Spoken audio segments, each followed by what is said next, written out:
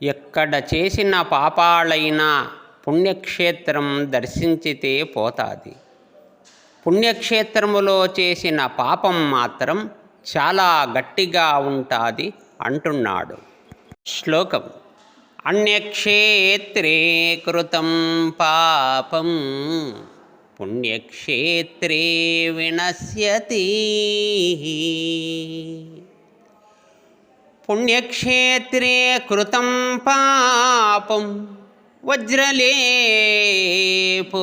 భవిష్యతి.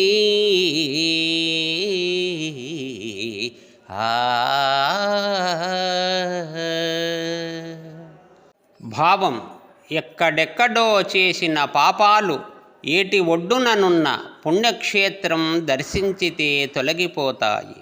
కానీ పుణ్యక్షేత్రములో చేసిన పాపం ఎక్కడికి వెళ్ళినా పోదు. పైగా వజ్రలేపనములా గట్టిగా పట్టుకొని ఉంటుంది ఆ జీవుని.